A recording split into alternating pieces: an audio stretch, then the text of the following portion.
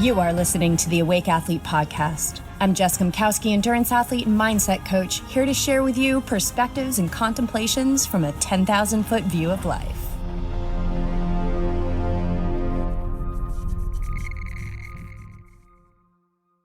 Hey, you guys, welcome back to the show. Thanks so much for tuning in. I am just hanging out here with my microphone. Got a cup of tea going on. I'm having some turmeric and ginger tea. I got this tea at the farmer's market. It's like a loose tea, and then you just put it in the reusable, I don't know what it's called, an infuser or tea infuser. And I like that because it eliminates the waste. We had been drinking the Trader Joe's turmeric ginger tea, and I love that. I love that tea. I think it's great, but there's like these little individual plastic packets that each one it is in, and then the tag, and then the tea bag, and the little staple, and this is really easy too, and I feel like the tea is even better. So if that's something that you've been toying with, go ahead and start doing loose leaf tea. This one it's like legit. Once you get the hot water in there and then you look inside the little infuser, it's like the turmeric is 10 times the size that it was. So drinking that, getting ready to go to the pool. So I'm dropping into the mic because I was journaling earlier about this episode. It was just really coming in. How to be free of negative thoughts. How to be free of negative thoughts. I get a lot of folks, me included, that we get frustrated, right? We're athletes. We're achievers. We put our sights on something and we get it. And a lot of this work and a lot of these teachings, if not the majority, is all about really allowing. It's about the art of allowing. It's about the art of not doing, about the art of like, here's my goal. And now I'm going to make this list and this spreadsheet, and I'm going to draw it out on the whiteboard, and I'm going to logistically put it together and take the action steps and get it. And we do still want to do that. But what I'm learning more and more of is that it's less of that. So it's like, just keep doing what you're doing. It's like transitioning your diet to a plant-based diet, right? I always say to people, don't worry about like cleaning everything you love and are still enjoying off your plate. Like if you love steak, like keep it on your plate for right now because you're loving it, right? But I ask you to look at it and to really see if you love it as much as you believe that you do, and then just start crowding it out. Start crowding it out, because when we start adding in the beautiful, vibrant foods, the higher vibrational foods, our microbiome, our physiology will attune to that. We will want more of that. We will feel better because of it. I believe this has been my experience, and it's really an effortless process. I've seen so many people take this process on, and I've seen so many people overcomplicate it and not take the process on, and then it's, the road to nowhere. We can get caught on the road to nowhere when we're getting frustrated with, I've been meditating for a month and I'm still having negative thoughts. And remember, meditation is the base. It's not the add-on. Closing your eyes, stopping what you're doing, getting still, and breathing anywhere from 5 minutes to 90 minutes a day, once a day, twice a day, more than that a day. That is the absolute base of the work that we're doing here. It's what do they call it when they make a soup and they have the little starter, right? Or the bread. They have to have the starter for the bread. Like this is the starter for the life that you really are dreaming of. And if you're already living the life that you're dreaming of, it's about expanding that and welcoming in more. We don't always have to be in like this total crisis. But what I will tell you is that as long as we're in these bodies, we're going to have that ego to relate to. And that ego travels through in the form of our thoughts, okay? So how to be free of negative thoughts. And I think what people try and do, or what they get frustrated in doing, and this is what I've seen, is that they believe that the negative thought shouldn't be there anymore. I want to introduce this concept to you.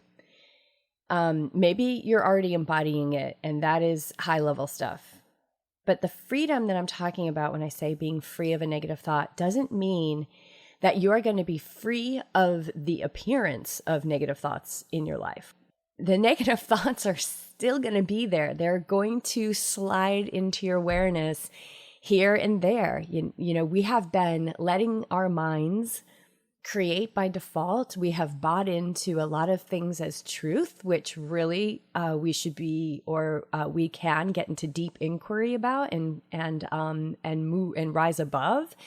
There's so many limits that we have bought into. And I think one of those things is like, in order to meditate, in order to be mindful, in order to be awake, we're not supposed to have these negative thoughts anymore. So the freedom that I'm talking about, and the freedom that I talked about in episode 1, the freedom from our minds, doesn't mean that these negative thoughts or these undesirable thoughts are gonna go away. The freedom, you guys, is that the negative thoughts don't have the hold that they have on you right now. They don't have a hold on you. How do you know if they have a hold on you? Notice how you feel as you're having them. Notice any form of wanting them to go away, because that is resistance. And what we want to do is we want to allow them to be there and allow them to pass through us. How we do this is by releasing the attention that we're giving the negative thoughts and things in our life. Let's expand this a little bit. Things in our life that we find undesirable. One thing that really like rattles me is when, and we get a lot of this here in Southern California, which is so interesting that it's like so in my field now, is when a really loud motorcycle or a car goes by. Like, I just get these thoughts of like, oh, really? Like, does it have to be that loud? Like, are you the only one on the road, right? Anybody else have thoughts like this? Like, what a jerk. Like, why are you so loud? Those are all negative thoughts. So I have practiced this for a long time, and obviously these roots go deep because I'm still working on it. But I feel as of late, it's getting so much better where I'm just not fighting it anymore. And I'm imagining, I'm feeling and allowing this undesirable sound to move through me, to just let those thoughts about it be there without energizing them, without giving them my attention. I know too much to go back and pretend. I can't pretend that because somebody is riding their Harley Davidson and it's really loud that they're a jerk. Like, I can't pretend that has any validity anymore in my life. So the first step, you guys, is we've got to pay attention. We've got to bring more present moment awareness into our daily life routine. And when we do this, we will be able to notice how often. So here's a little bit of homework. Notice how often you are focusing on the undesirable things in your life. And this is where people can get stuck, because now we have awareness, right? Now we're shining a light on what we're focusing on, and we're seeing it, but we're not changing it. And we have to assert our will. It takes energy. You guys, it takes energy. It takes our will, right? It takes that will to follow the workout that you know is going to hurt. You know that that tempo at the end of a long run is going to hurt. You know that interval is going to push you to a place that you've never been as far as your pace goes. But you do it anyway. You use your will, you show up and you do it. So we have to use our will to say, oh my gosh, yeah, here I am again. That guy on the motorcycle is a total jerk.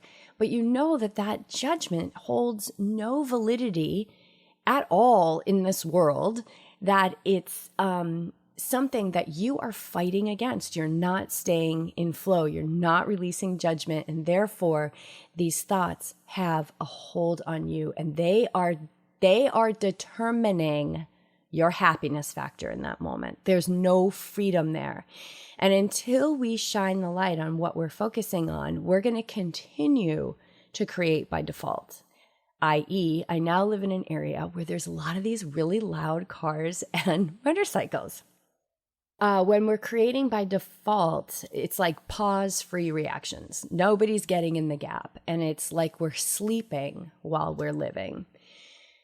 So to kind of sum up what I'm talking about is attuning to what we find to be desirable. So better feeling thoughts and focusing on those so that we turn our attention away from what we've identified as undesirable is when we give those undesirable thoughts a chance to fall away. Therefore, when we're doing this and we're not giving those undesirable thoughts our attention anymore, we stop creating reasons in our life to feel those undesirable thoughts, to see those undesirable thoughts, and to act from those undesirable thoughts, because what we focus on expands. If we're not giving them our attention, then they are not going to expand. And I'm not talking about just moving on and pushing through. I'm talking about you feel that. You feel the sensation that you have. Feel it. And then I want to give you some techniques around what you do in that moment. So you shine the light, you see that you're in a negative neural looping, and you want to stop it. You're like, I'm done creating negativity. Like, I don't want negativity in the world. And here I am putting it out there.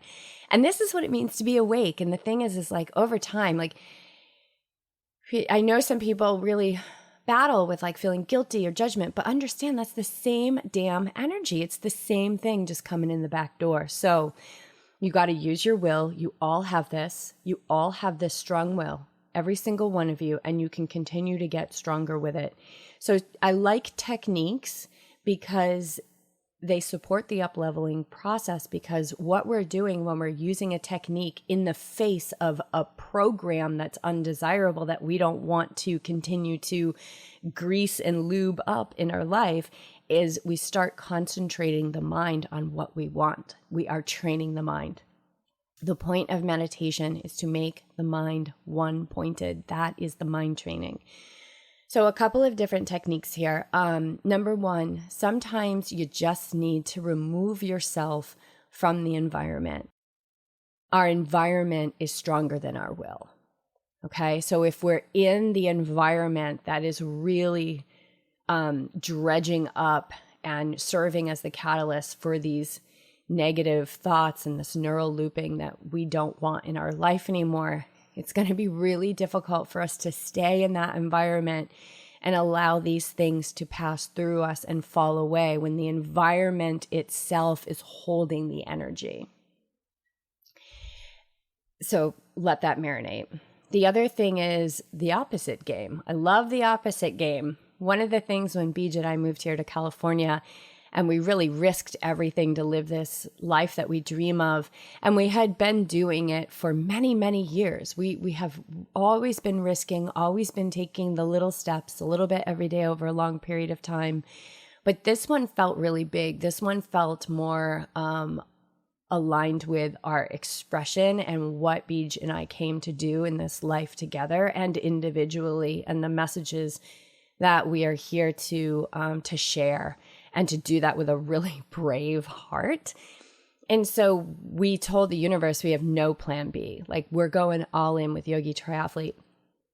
And we went through a phase where it felt like if money came through a faucet, somebody shut the faucet off and they, took the hose off the other end of it. It was like, whoa. It was an incredible blessing because it pushed me, I'll speak about my experience, pushed me so far into a corner that I literally could not afford to entertain any thoughts of financial ruin or lack. So this opposite thing came up all the time.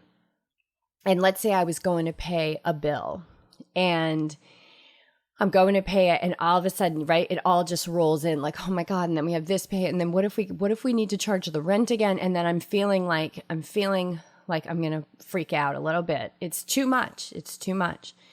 I am not going to pay the bill in that moment. So I'm combining number one and number two here. I would walk out of the house. I would leave the environment, and I would either take the dog for a walk or just by myself, and I would go down to the beach and I would practice looking for abundance. I would look for the opposite. I would look for evidence of the opposite.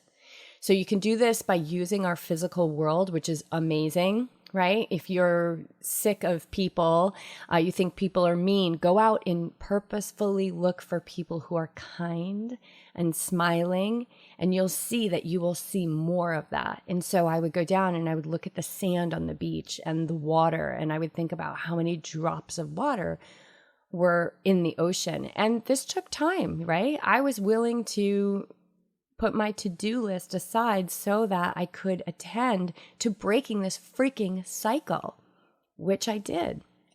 Let's say we look in the mirror and go, oh, I hate the way I look in these pants. What if we said, I love the way I look in these pants. I love the way I feel in these pants. I love these pants. So why would if I love these pants, and they feel good on me, they fit, then why am I judging how I look in them, right? I love the way I look, and see if you can get into that environment of love. So you go to the opposite.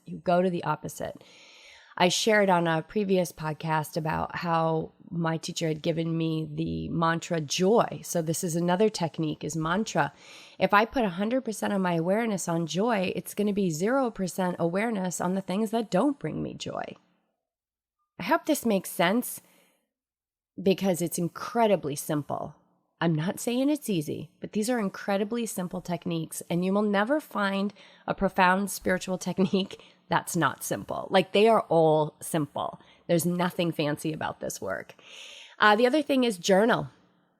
Journal. Couple ways to journal. 1, let it rip. Just dump the mind. Get it out. Get it out. Release the suppression. Let her rip. You can also journal in a way of this opposite direction. So you can make a gratitude list, things that can help you feel calm.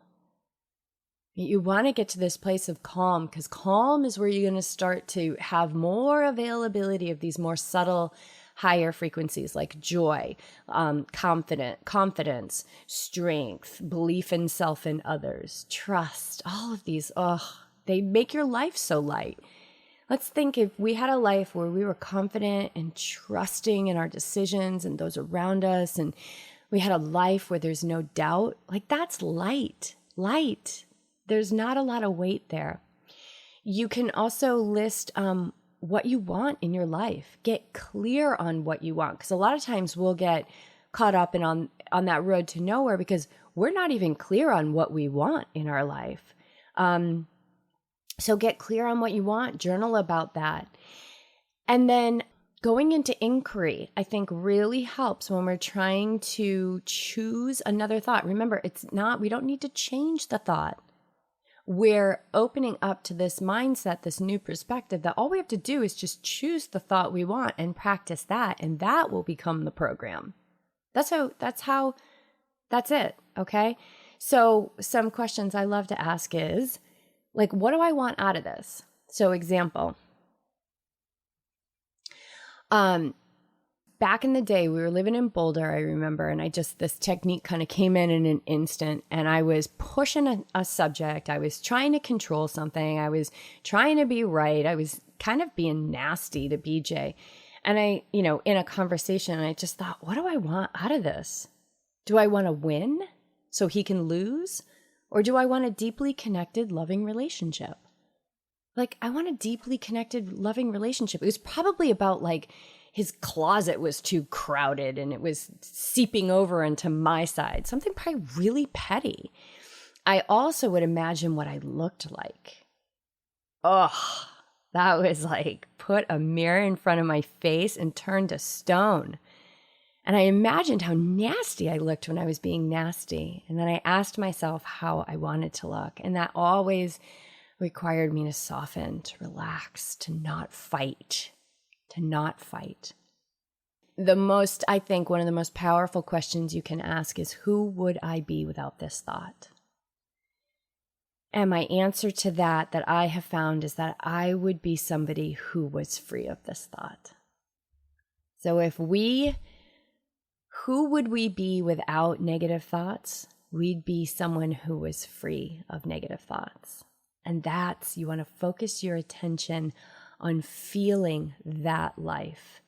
And that's how we do it, you guys. Feel into the life that you desire, the response that you desire. And train your mind every day in meditation.